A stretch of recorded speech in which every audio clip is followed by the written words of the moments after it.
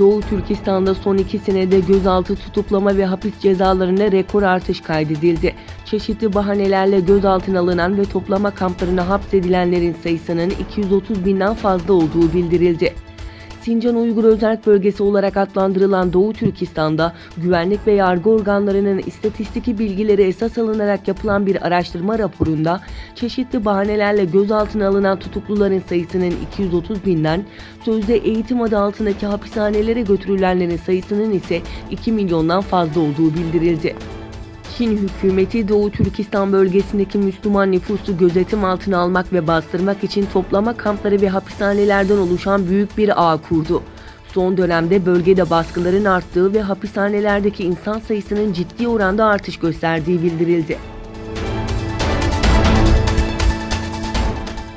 Avustralya İstihbarat Servisi'nin Şubat ayında parlamento ile 3 siyasi partiye yönelik düzenlenen siber saldırının ardında Çin'in olduğunu belirlediği bildirildi.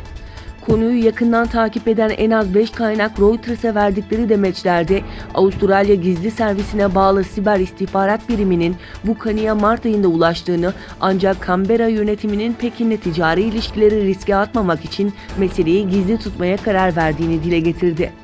Siber saldırıyı Çin'in karşı istihbarat, yabancı istihbarat ve siyasi güvenlikten sorumlu istihbarat kurumu olan Devlet Güvenlik Bakanlığı'nın düzenlediği iddia edildi. Başbakan Scott Morrison'ın ofisi Avustralya'nın siber saldırı rapor ve bulgularla ilgili olarak Çin'le kapalı kapılar ardında görüşülüp görüşülmediği yönündeki soruları yanıtsız bıraktı. Siber istihbarat birimi yetkilileri konuyla ilgili yorum yapmaktan kaçındı. Tacikistan askerlerinin Kırgızistan'daki gözlem kulelerine saldırı düzenlediği, bir Kırgız askerin öldüğü, 6 askerin yaralandığı belirtildi.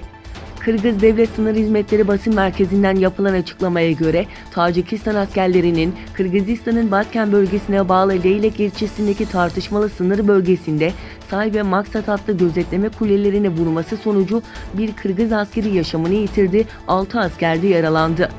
Kırgızistan Başbakanı'nın sınırların ve savunma tedbirlerinin güçlendirilmesi talimatı verdiği belirtildi.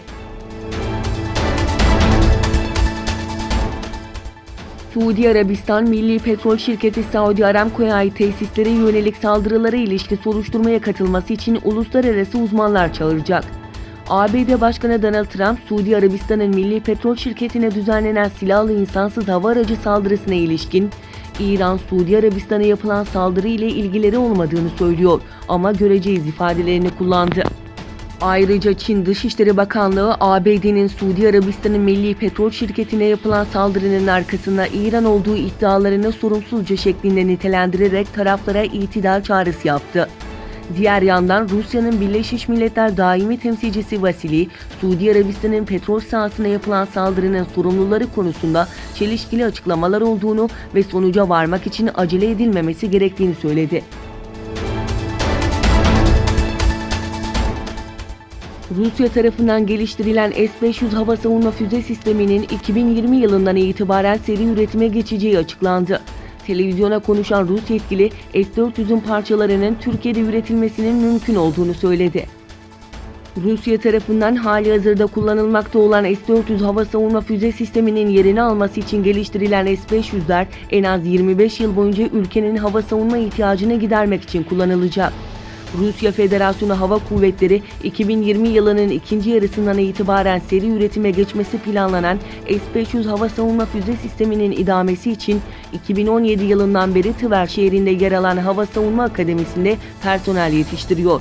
S-500'lerin ise 600 km azami menzile ve 40 km azami irtifaya kadar balistik füzeler ile hava soluyan hedeflere karşı angajman yapabileceği tahmin edilmekte.